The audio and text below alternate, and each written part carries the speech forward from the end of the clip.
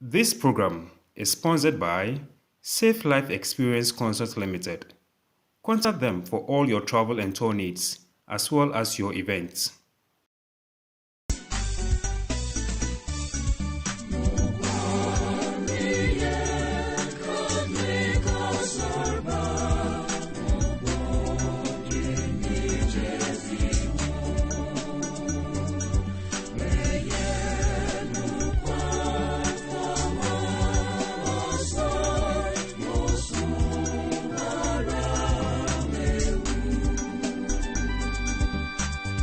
Welcome to the conversation with Augustus.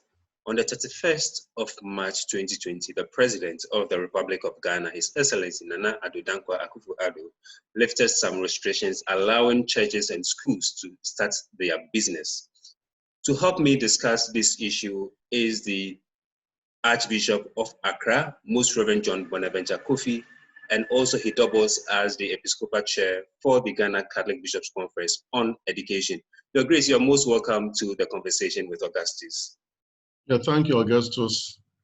Glad to see your face after how many years? Yes, almost a year now. Okay, it seems like 3 years, you see. Yeah. Thank you so much for accepting to talk to us on the conversation. So how welcoming is this news for you? Yeah, thanks so much.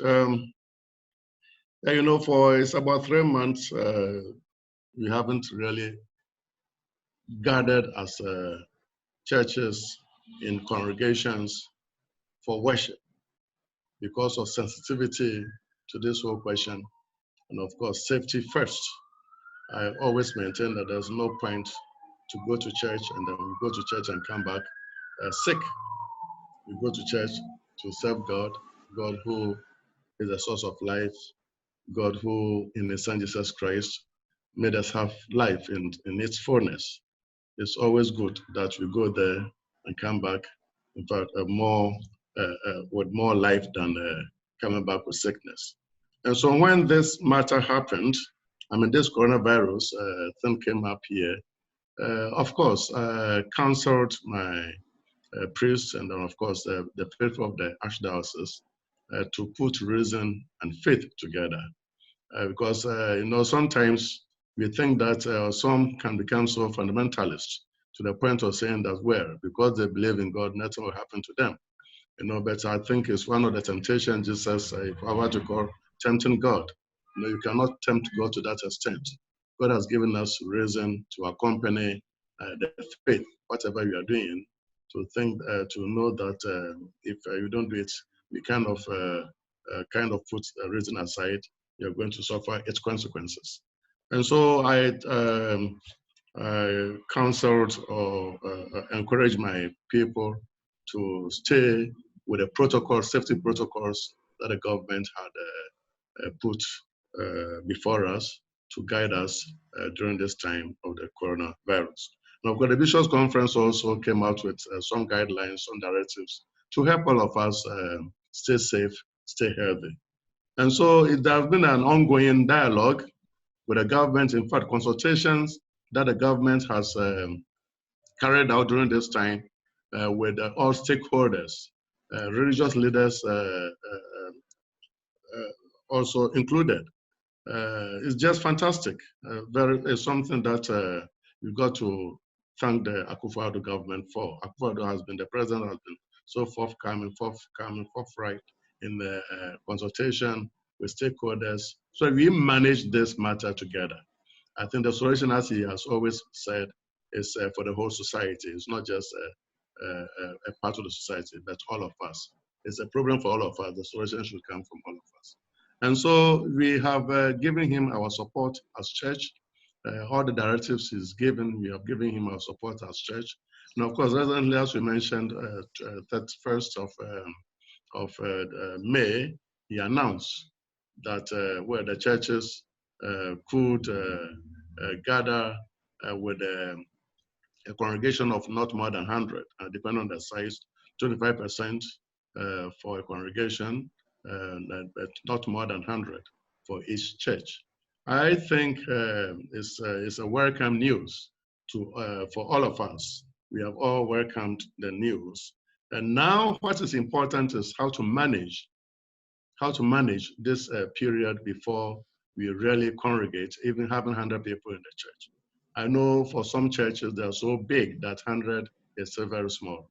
For other churches, 100 is quite big, and of course, the 3 meters social distancing, the meters social distancing, that has also been given us.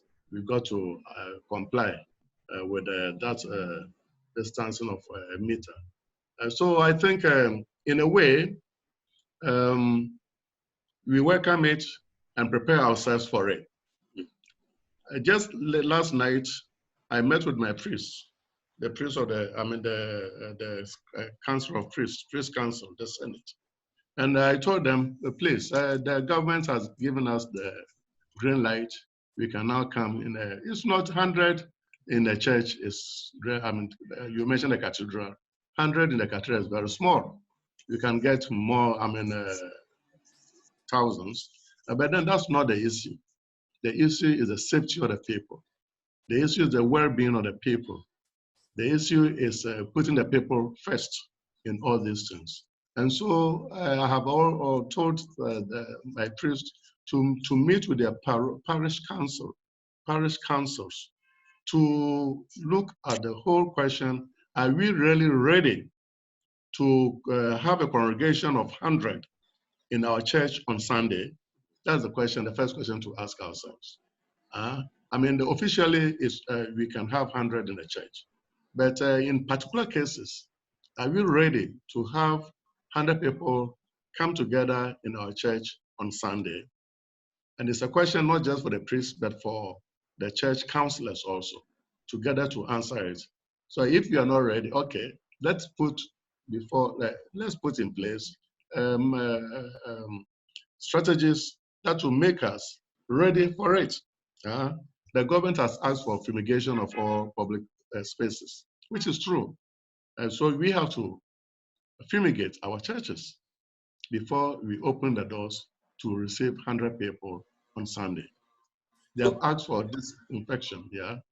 So, I would want to find out, does it mean that there will be no mass coming this Sunday in our churches, but let's in our archdioceses, there will be no masses? We'll continue with the virtual mass. No, that's exactly what I'm saying. There is officially it's open. We can have a mass with 100 people in a church, in a particular church. But then the second thing is that between today and Sunday, you have to make sure that you have fumigated your church. You understand what I'm saying? Yes, And this 1 week is going to be a big market for all these companies that are in the business of fumigating places, you see. So we have to go and engage a company to do this fumigation of our church. And so after fumigation, you need about 2 days to let the place lie fallow before you enter the church. So if you are not able to fumigate the church by Friday, you cannot meet on Sunday. You get a point? Yes, I do. So that is the direction you're going. So every priest must do his best to engage a company, a firm, to fumigate the church by Friday, so that Saturday will be free and then Sunday to be ready for use. Okay. And of course, as I said, there's also the disinfection that you have to carry out after each service. So all these things we must make sure that they are all in place before we tell them, please come. Looking at all these, we are supposed to write the names of those who come to church. So how is it going to be done? Is it that when you want to come to church, you would have to call your parish priest and then register that, oh, Father, this Sunday I would want to come to church, or next Sunday I would want to come to church? And how many services are we going to have within a day? Looking at a parish whereby they may have about 1,000 congregation or 1,000 seater a church. Are you going to plead with the government to allow you, let's say, okay, fine, our church can accommodate about 1,000 people. can we have about 500 people coming in at a time so that at least 2 on each pew? Yeah, as I said, church, the sizes are very different from one church to the other. You see, if every church has to go and then plead for the size of my church is like this, so please give me 500. The size of my church is this, so give me 300. The size of my church is this, so give me 20. The size of my church is this, give me 400. You know, I mean, it's unending. But there are so many different sizes you have here. So the one magic number is 100 at the moment to be reviewed, is what I mean, because the president made it clear that it's going to be by phases. And the first phase, of course, when he mentioned the very first one was 25 for funerals. Of course, the churches, they were not given any number. You know, some of course interpreted if funerals can take 25, the churches could also take 25, but there was no number given. So that kind of made the church leaders unhappy, you know. But now when we have come now to 100 is the number indicated for churches. We have to do our best. And then of course it says, before you come to church, make sure that your people are registered. What does that mean? It means that when something happens in the church, people who came in contact with that person could be easily traced. And that is why he's asking us, or the government is asking us, to make sure that we put whatever strategy we are going to use to have the contact of these people who come to a particular church service. We have this contact. It's left to the parish priest and his elders, the elders of the church, to reflect and then come out with the strategy. Interestingly, yesterday, I had a meeting with my priest. I mentioned that already. And I asked them, so how are you going to do it? I mean, there were about 3 or 4 different strategies to doing this, to registering the people. One of them, of course, as you just mentioned, register by calling, you call the secretariat and have your name written that this month, I'm going to be there. Others said, well, I mean, you are going to get somebody at the gate, and then when you reach there, he writes down your name or she writes down your name, and then you enter. And then when the number reaches 100, it's finished. There are many strategies.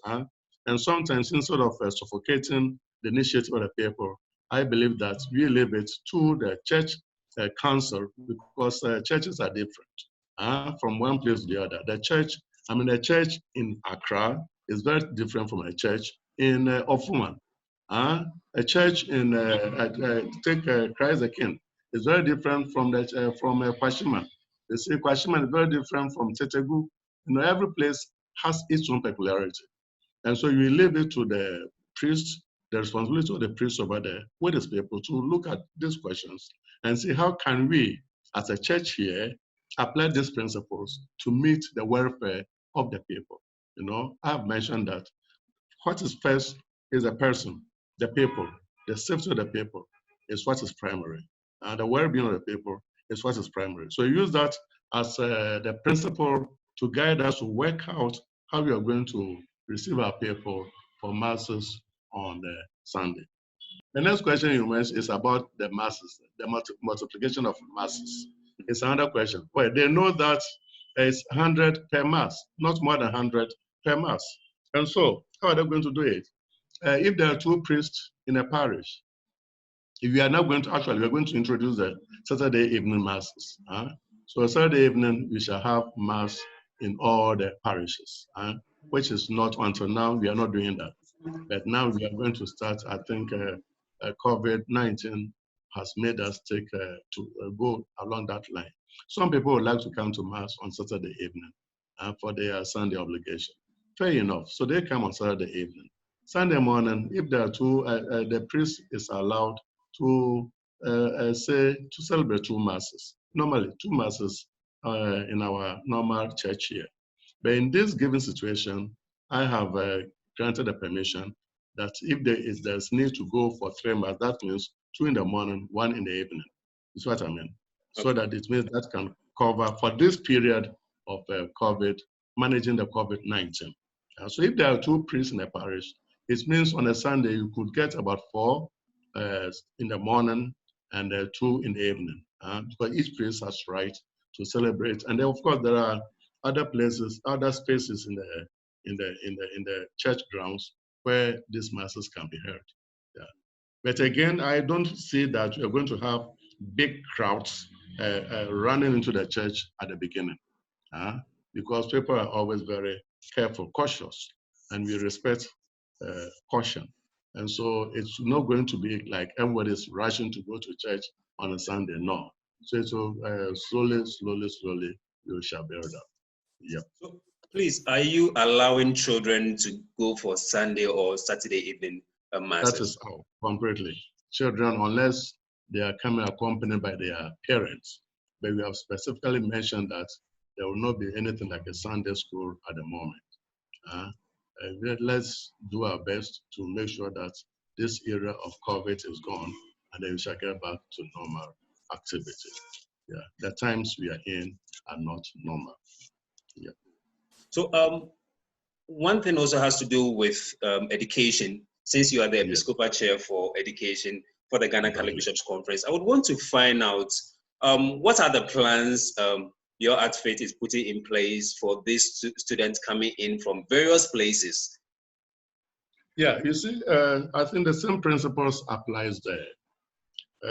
First of all, the government has asked us to fumigate the schools. And then it has also kind of brought out a timetable for the students to enter into activity, to enter into their studies. The university students are starting on the 15th of June. Yeah. And then a week later, the SHS and then the SHS Gold, the final year students, and then the SHS Gold track, they also come in a week later, 22nd of June. And then a week later, the JHS students also. So, and it's also the final year students.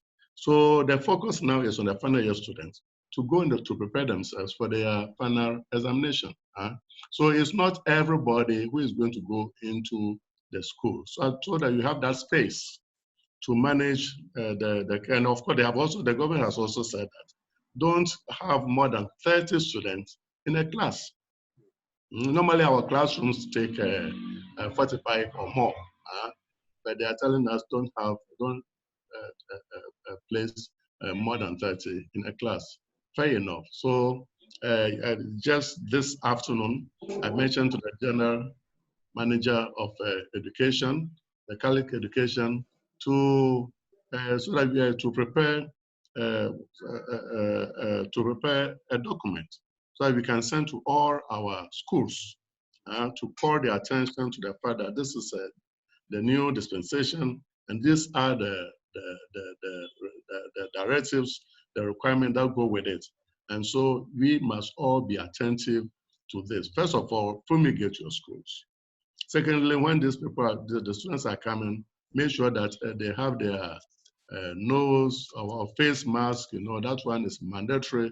Everyone should have it wherever you are. If you're going to public, you've got to have the face mask, and the students are also to have it. Until the third time that they tell us, of course, we also have the washing of hands, with the running water and soap, and then we have also the use of the sanitizers. So these are normal health protocols, hygiene that have been given us to help us stay safe and stay alive. Yeah. So they apply also to our schools. Thank you so much, Most Reverend John Bonaventure Kofi, for this. But before we go, if you have any other words, I also want to say thank you to you for giving me this opportunity to speak to our people about the times that we are in. They are not normal, but again, as I said at the beginning, let us not tempt God. That for me is very important. Let no one tempt God. Look, I have such a faith. I have faith to move mountains, and so I don't care what Corona will not get me because of my faith. It doesn't happen that way. I want to also mention that each one owes a big responsibility, not only for himself, but for the other person. And so if I'm supposed to put on a nose mask, it's not just for myself, but for the other person.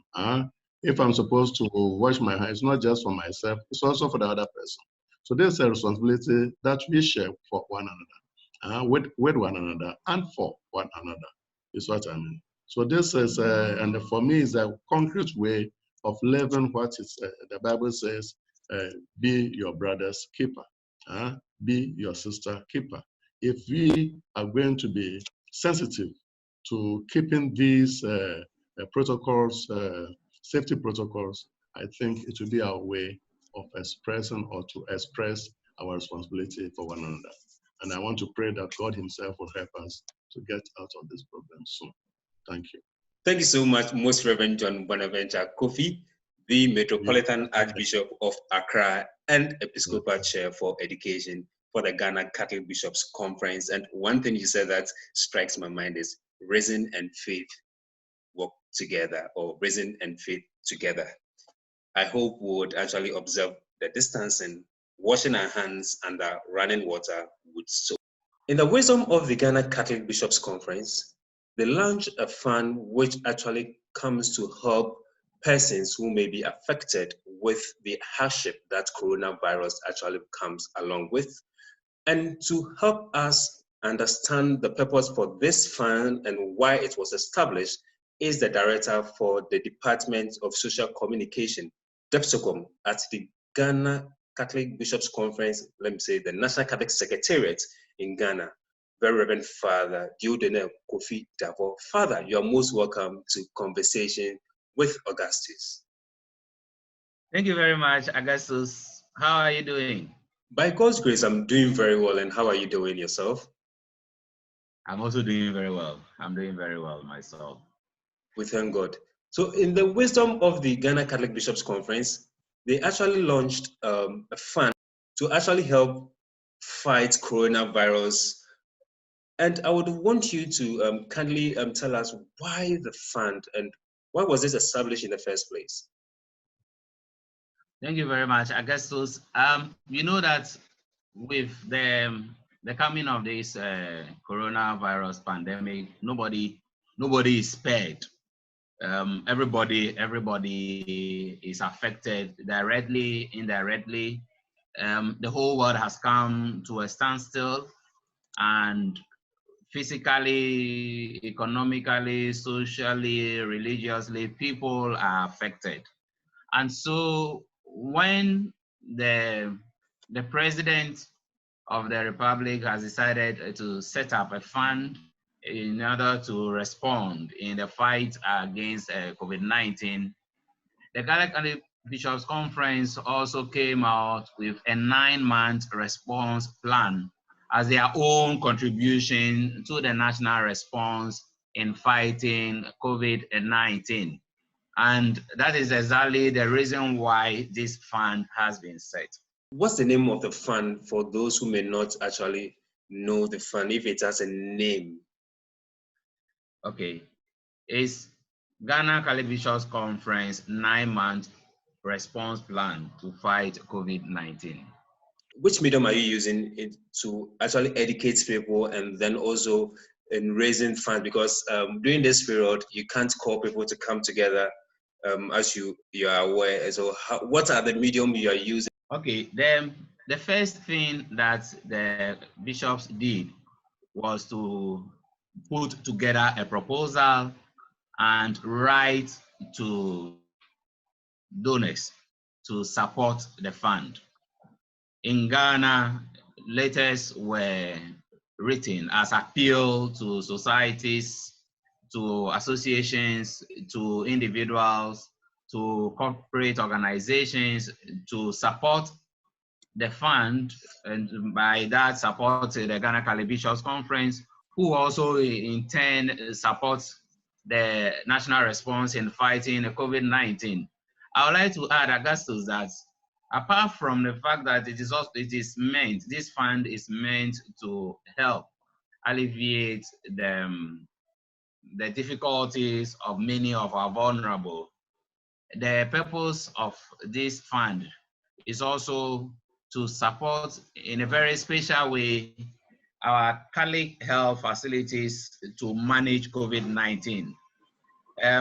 The church's health facilities only come second to that of the government, and they are mostly at the remotest places of our country. And so one of the main objectives of this fund is to help the health facilities we have manage the COVID-19 through the supply of personal protective equipment to them, all the kinds that they will need to be able to respond properly to the fight of this COVID-19. The fund is also supposed to help reach to the faithful with spiritual and psychological support and provide information to targeted communities in behavioral change. I hope you have heard some of the myths that surrounded this thing, and when people think that, for instance, when I am able to have access to one thing or the other, there is no way I'll get infected. And so all these things, the reasons why the fund was set, so that proper education will be done in support of what the government is already doing. And because we believe that when we talk to our own people, the message goes to them better than when they have to listen from other angles. Okay, because some people actually don't believe that COVID-19 is actually real. And also I've heard some people calling on others to have more hard liquor, because hard liquor actually fights the disease. So in what way are you actually educating them, and who are those doing the education? Okay, thank you very much. Yes, it's one of those myths that especially the hard liquor, and I'm sure you are referring to the very common one that we call akweteshi. Yes. And people believe that the moment you have access to akweteshi, there is no way you will be infected. The first thing is to educate them to understand that COVID-19 is real and that it is not a myth. People are being infected and people are dying as a result of COVID-19. As I speak to you now, you know that the case in Ghana has risen to 8,070, out of which we have quite a number of good recoveries, but we have lost 36 lives. So that is only to tell us that COVID-19 is real. Our health experts, our public health experts, who are scattered across all our archdioceses and dioceses, are those who have taken it upon themselves to educate people on this, to let them understand that it is real, and the things they have heard, including the taking of hard liquor as a measure of preventing themselves from being infected, is not true. Rather, the other precautionary measures are the things that they have to pay particular attention to in order to protect themselves and protect others from being infected as well. Thank you so much, Father. But which organizations have you actually written to come to the aid of the Bishops' Conference? As we talk now, I can tell you that even locally, we have had support from associations such as the Knights and Ladies of Marshall, the Knights and their Ladies Auxiliary of St. John International. We have had support from QLAC, Quality Life Assurance Company, our National Catholic Women, Christian Mothers, individuals have come. And then our major donors, as we talk now, Star Ghana. Okay. CRS has also given some support, and these are the people who have responded well to our appeal so far. Our target locally, as I said, is the societies and associations, and then internationally, the traditional donors who continue to support and fund programs and activities such as this. If you can just put a figure to it, how much have you raised so far? So far, we've raised almost almost 500,000 Ghana cedis, 497,000 with some fractions on it. And in addition to this, there have been donations in kind that will also amount to a total of about 100,000. We have had recently a donation from the National Union of Holy Child Past Students Association, making a donation of PPEs totaling 60,000 Ghana cedis. So in all, we have had a support of almost 600,000 Ghana cedis, both cash and kind, with the other items that were provided. So Father, how are you actually distributing this fund? Okay, so as I indicated, our health directorate at the Cali Health Secretariat is fully involved. They are the ones who manage our health facilities, the hospitals and the clinics we have that across the country, and especially at the remotest of places in the country. So if it comes to PPEs, they have identified the facilities that are in most need, and so have decided to mark out this one, even though the support has gone to all the hospitals and clinics. They have identified them by their needs, and where the need is more, they give proper attention to such hospitals. So for instance, if it comes to the PPEs, it is the health directorate, the National Health Directorate that is managing it. Caritas Ghana is responsible for the basic needs that are provided to the vulnerable in our society. They also coordinate with the diocesan Caritas organizations. Since they are on the ground, they are able to identify the people who are actually in need and the people who are actually vulnerable. And so they inform the bishops, the respective bishops and the Caritas directors, so as to be able to reach out to these needy people and the vulnerable. So in this case, what the Bishops' Conference is doing and then what Caritas is involved are the same thing. They are both doing the same thing from the same source of fund. Yes, for most of these, Caritas is only implementing the plan.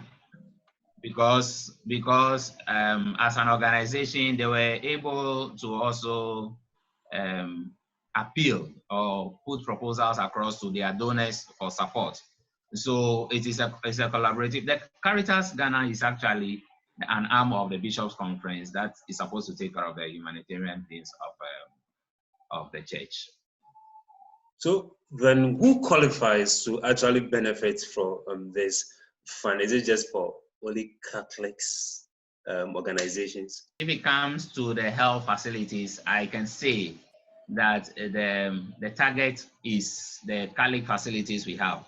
But you and I know that it is not only Catholics that attend our facilities. So in effect, everybody benefits. And when it comes to taking care of the basic needs of the people who are vulnerable and the aged, it cuts across. You don't have to be a Catholic to be able to benefit. And as I said, the Caritas organization in the archdioceses and dioceses are able to identify such people who are in need and give them the support that is required. I'm sure recently you would have heard that Caritas Ghana was at Agbogbloshie and they have offered some kind of support. It is all part of the response.